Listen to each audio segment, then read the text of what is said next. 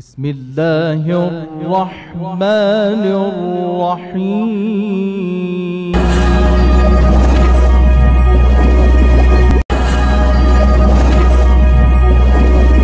নিউজাভার TV, হক্কানি উলামায়ের কণ্ঠস্বর।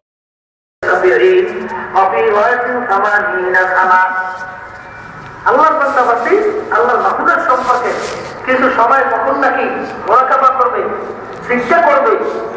এই একটু কিছু সময় চিন্তা করলে তার আমল নামায় 60 বছর নফল ইবাদতের সওয়াব আল্লাহ রাব্বুল আলামিন আমল নামায় রাখবে।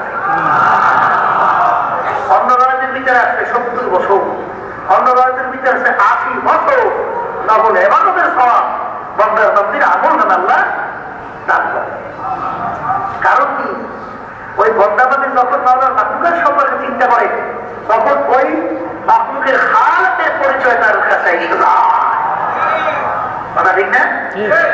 এই মাহবুবের সম্পর্কে চিন্তা করেই বন্দাবাদী তখন বলে ইন্না ফি খালকিস সামাওয়াতি ওয়াল আরদ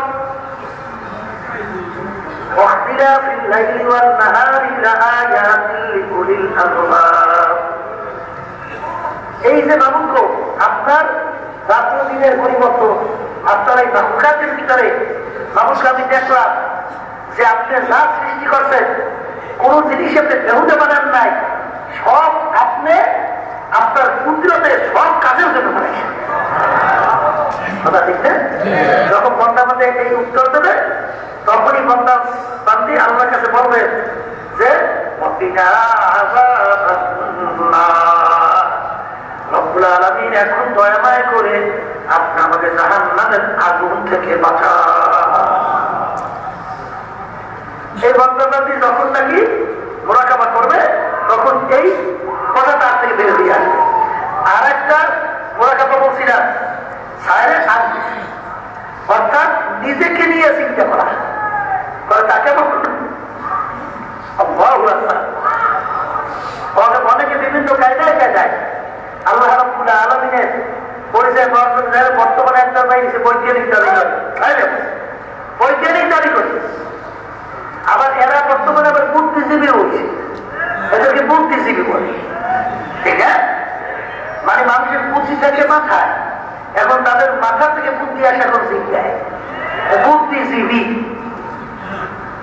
এখন এই যা বলে আমল দেবো, যা মুখে আসে তাই বলে,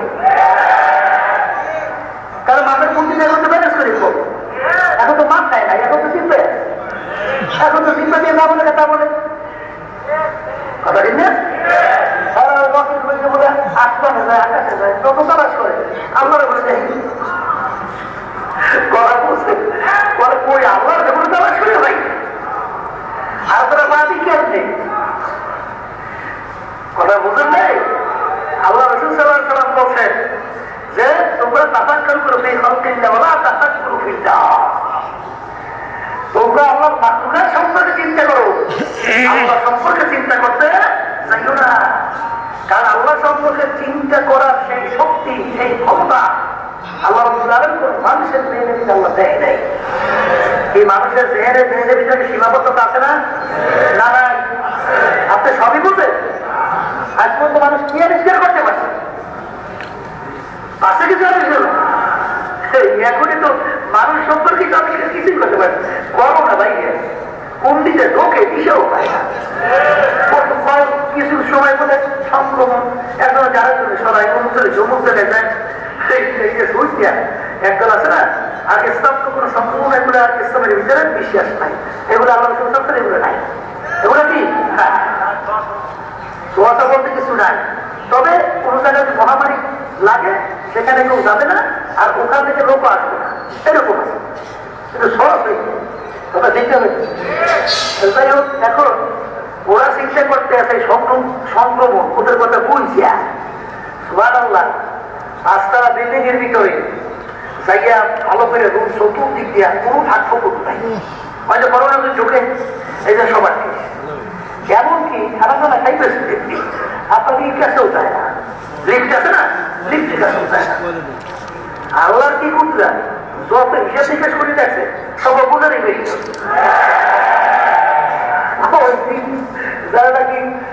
একেবারে কাজ করে রিক্সা চলে আমার ভাই একজনও করোনা রোগে আক্রান্ত হয়েছে এরকম আমাদের নজরে খুব একটা আসে সংক্রমণ যদি ওই তুই তাইলে যাদেরকে করোনা রোগীদেরকে যারা সেবা শুশ্রূষা করছে এবার ইন্তেকালের পরে তাদেরকে গোসল করাইছে, এবার কাপড় পরাইছে, জানাজা নামাজ পড়াই কবরে রাখছে, আমাদের ইসলামী আন্দোলন মুজাহিদ কমিটি আমার ভাইরা এইবার সহযোগী সমস্ত সংগঠনগুলো তারা যে এদেরকে নিয়ে এত কিছু করলো এই আল্লাহ আমার জানা মতে একজনও করোনা রোগে আক্রান্ত হয় নাই।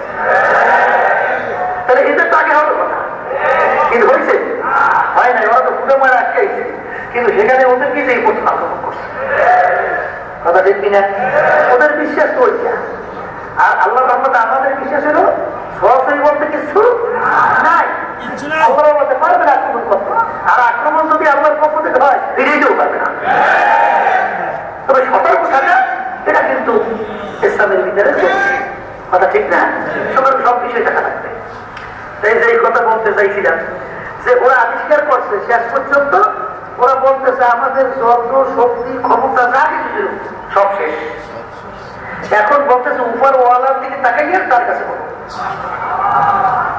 আর কোন বিকল্প তার আবিষ্কার কি করছে মাঝে মাঝে আল্লাহ একটু ছাড়িয়ে দেয় যে এখন এইটা কিছু দৌড়া আবার ওই যে আবার বলে নতুন বলে কি বলে অভিকরণটা কি আমরা এই বলে বলে এই আমার বলে নাই এই ওই আমার বাদ ওই বাদল হয়েছিল যে মাথায় পেয়েছি সে এখন ফিরে যেতে পারবে কোনোদিন সম্ভব না।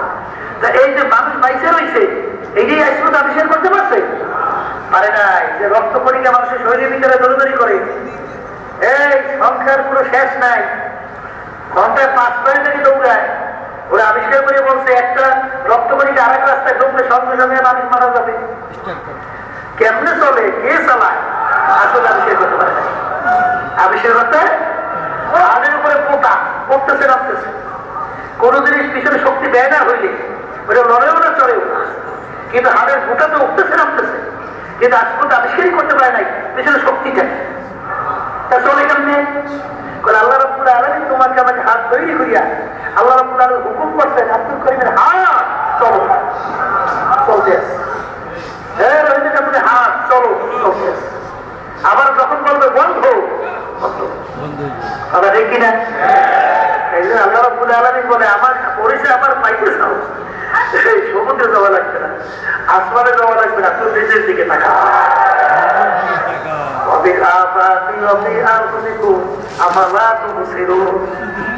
তোর নিজের দিকে তাকা আমার পরিচয় পাবি। কি ধরে বলেন কথা ঠিক কিনা? বন্দা মানে যখন তার নিজেকে নিয়ে চিন্তা করে আমার মালিক আমাকে কিভাবে বানাইলো, আল্লাহু আকবার, মায়ের পেটের ভিতরে আমার মালিক মুখ দিয়ে আমাকে না খাওয়াইয়া নামে দিয়া খাওয়াইয়া মায়ের রক্ত দিয়া কেমনে আমাকে বাঁচাইলো। এখন দুনিয়ার ভিতরে যখন আসলাম যত চেষ্টা করি নাবি দিয়া খাওয়াইয়া কিন্তু মানুষ আর বাঁচাতে পারবে না। তাহলে আল্লাহ রাব্বুল আলামিন তোমাকে আমাকে মায়ের পেটের ভিতরে কিভাবে লালন পালন করিয়া তারপর দুনিয়ার ভিতরে তোমাকে আমাকে পাঠাইলো। বাজার যেই বন্দাবাদী চিন্তা করবে তারপর মা যখন সন্তান প্রসব করে ভালো করে বুঝলেন তখন মাও দুর্বল সন্তানও দুর্বল। ছোট বাচ্চা মা তার কোলের পাশে নিয়ে ঘুমায়, বাজার ঘুমের ভিতরে মানুষ আখা মরা হাত পাও এদিক ওদিকে পড়ে যাওয়া এটাই কিন্তু স্বাভাবিক কথা ঠিক কিনা? তাই মায়ের হাতটা সন্তানের মুখের উপরে পড়ে গেছে যাইতেই পারে, সন্তান বলতেই পারে না মাগো হাতখানা সরাইয়া দিয়া যাও আমি কিন্তু মহিলা যাওয়া। সন্তানের শক্তিও না মায়ের হাতখানা সরাবে, সন্তান বলতেও পারে না, সেই শক্তি সন্তানের নাই। আল্লাহ রাব্বুল আলামিন ডাক দিয়া বলে আব্দুল করিম লা তাখুযুহু সিনাতুন ওয়ালা নাওম। আমার মালিক বলতেছে আমার ঘুমও নাই জিমানিও নাই, তুমি সারা রাত রাত যাই না ঘুমাও আমি তোকে পাহারা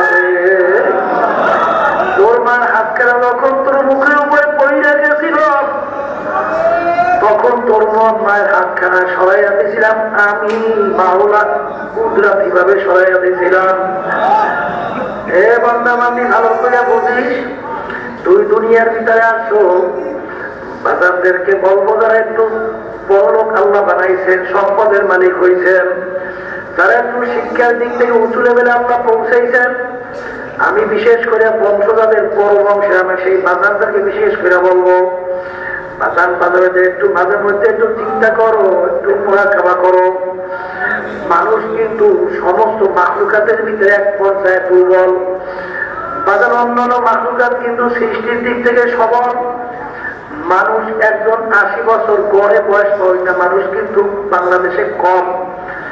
বাজারে 100 বছর বয়স হয় না, মানুষ কিন্তু সংখ্যা অনেক কম।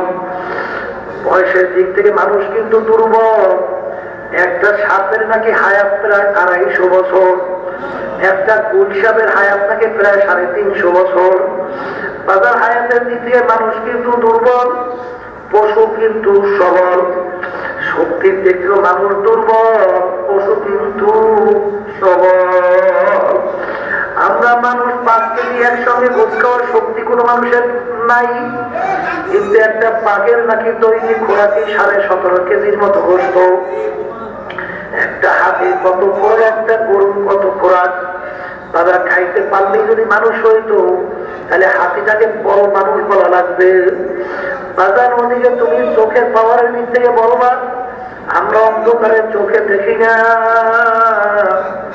কিন্তু এক শ্রেণীর পশু পাখি অন্ধকারে যেরকম দেখে, আলো তো সেইভাবে দেখে। আমাদের দেখার ভিতরে একটা সীমাবদ্ধতা আছে, কিন্তু একটা শগুনের চোখের পাওয়ার নাকি 350 মাইল। মাথার আকাশের দিকে উঠে বাতের ফোন মারা দেয়। ওই ক্যালকাটা ভারত, ওই আসাম, ওই টেকনাফ, ওই তেতুলিয়া এক নজরে দেখতে পায়। বাজার চোখের দৃষ্টির দিকে মানুষ দুর্বল, পশু কিন্তু সবল। বাজার জন্মগত দিক থেকে দেখবেন, একটা মানুষের বাচ্চা যখন জন্ম হয়, ও এত দুর্বল থাকে, মায়ের দুধ পর্যন্ত মুখে দিলেও ঠিক মতো খেলতেও পারে না, পাইয়া পাইয়া পড়িয়া যাইতে চায়। বাজার মায়ের দুধ তালাশ করে খাওয়া তো দূরের কথা। আর একটা গরুর বাচ্চা জন্মগ্রহণ করার পরে 1 ঘন্টা পরেই আসতে লাগতে তার বিয়ে যায়। এরপরে কোন জায়গায় মায়ের দুধ তালাশ করে বের করে।